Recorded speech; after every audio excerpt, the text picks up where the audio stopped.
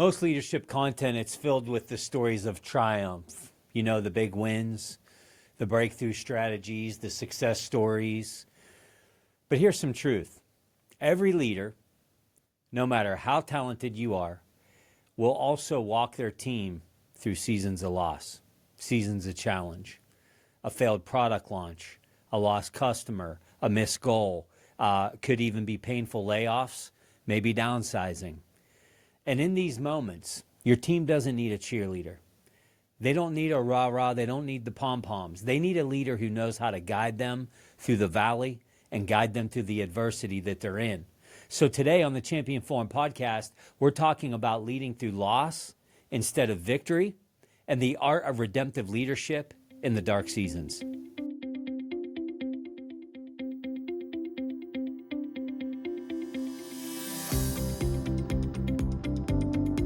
This is the Champion Forum podcast with Jeff Hancher, the forum for leaders, champions, and dreamers.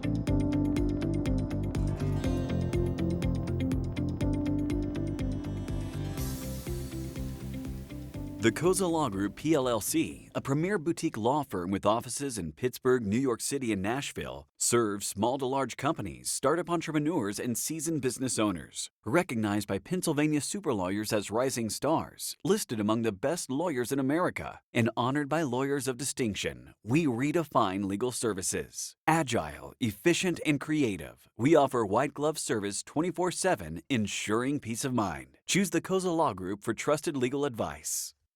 Welcome back to the show, everyone. Jeff Hancher here, and I am on a mission to help others lead, inspire, and win in this life.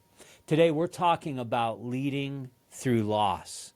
This is not a popular subject, and I know it's not a get up on your hands and clap type of subject. You know, we like to talk about the victories. We like to talk about, the personal records and winning. But here's what we know. Great leadership is forged in the challenge. I have found that leadership in the shadows, it looks a lot different than leadership in the spotlight. They're not the same thing. When things go wrong, people they're not looking for hype.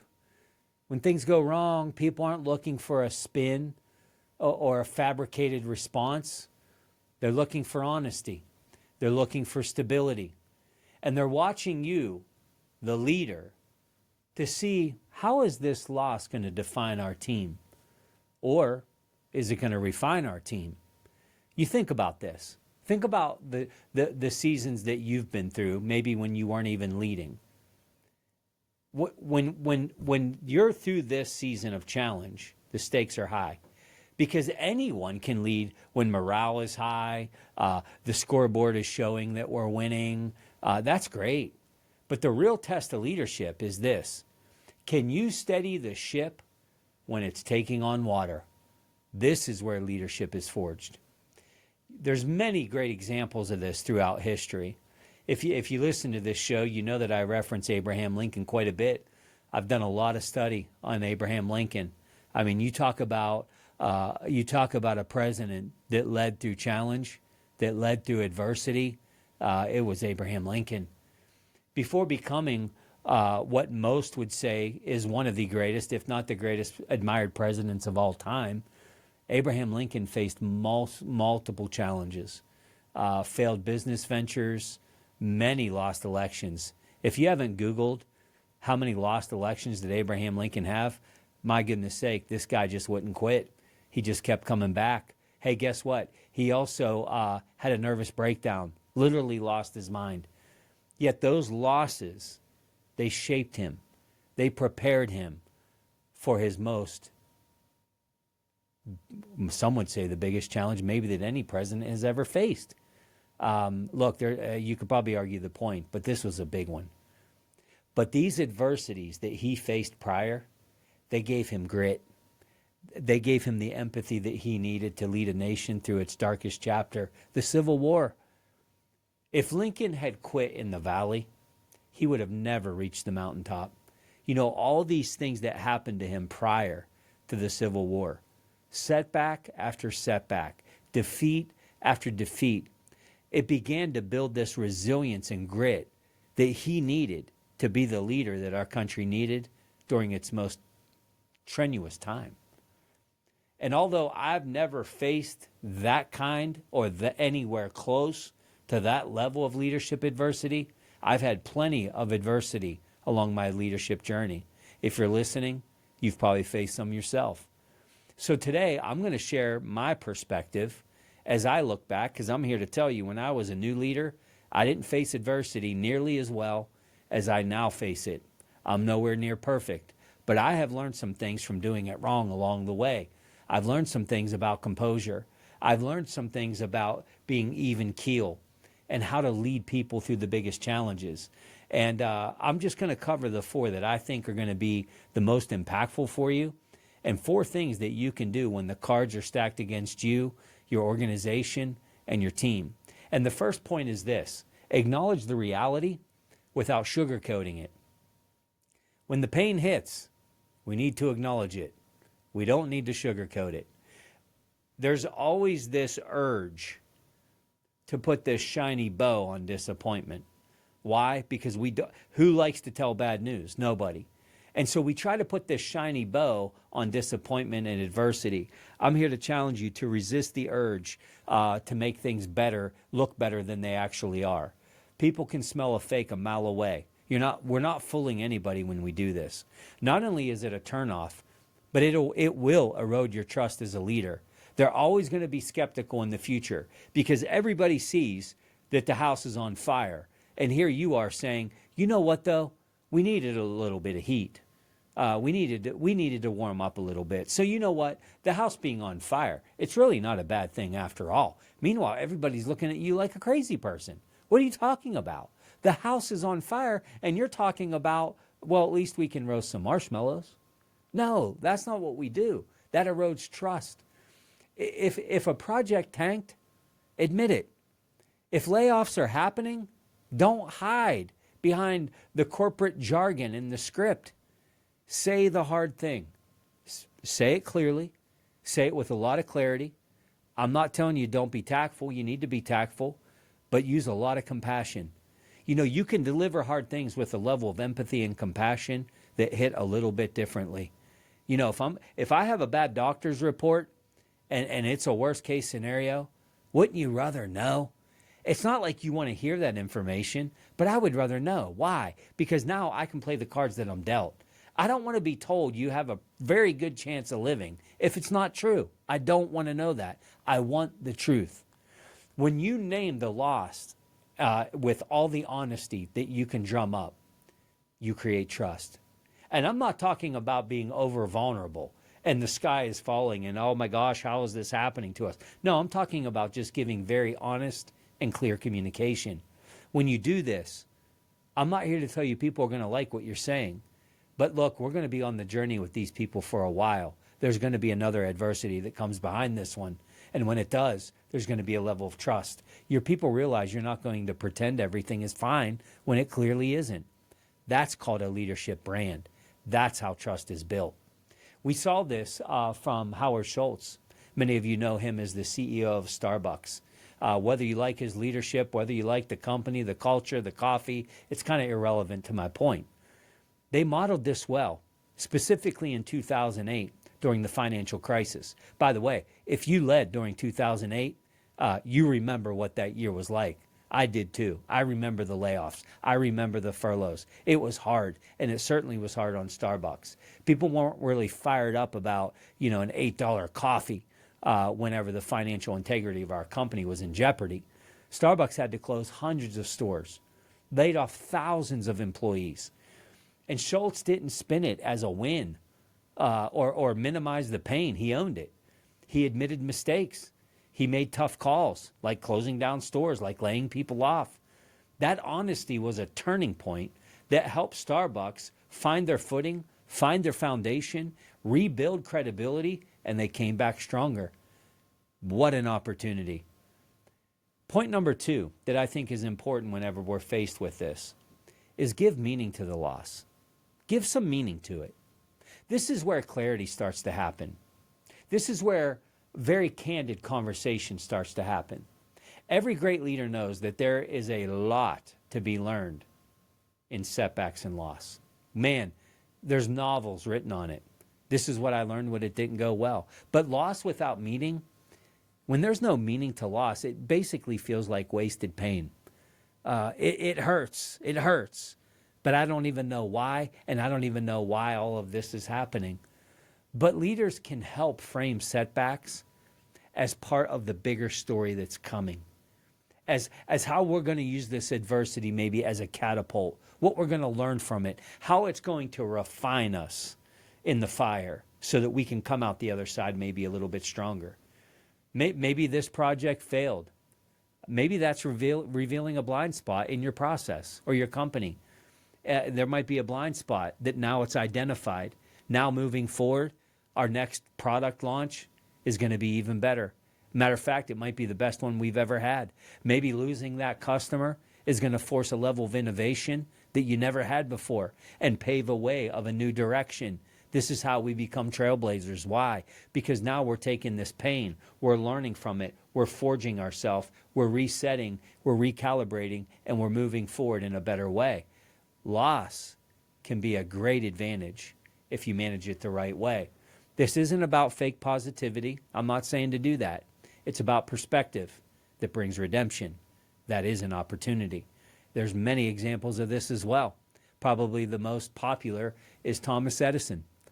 You all know the story. Thousands of failed attempts to invent the light bulb that we all appreciate and we all enjoy. But guess what? He didn't call them failures, did he? He reframed them as discoveries. One of his most famous quotes ever is this: I haven't failed. I've just found 10,000 ways that don't work. You want to talk about some healthy perspective. His ability to give meaning to loss kept him and his team pushing forward until they made history. Wow, 10,000 times? Most people haven't even tried 10,000 times.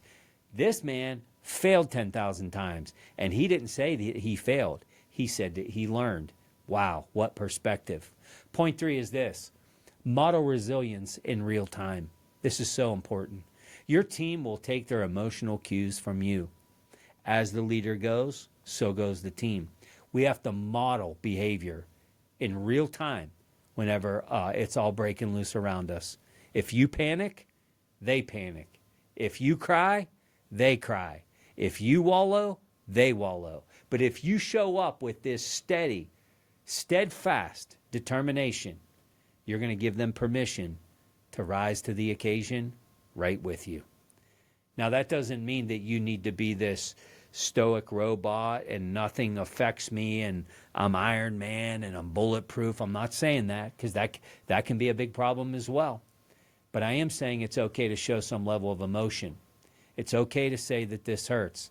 But what matters is the tone of your message and how you're delivering. Hey, team, we may be facing a setback and a challenge, but we are going to move forward. I'm not ignoring the challenge, but I'm telling you, we're going to move forward.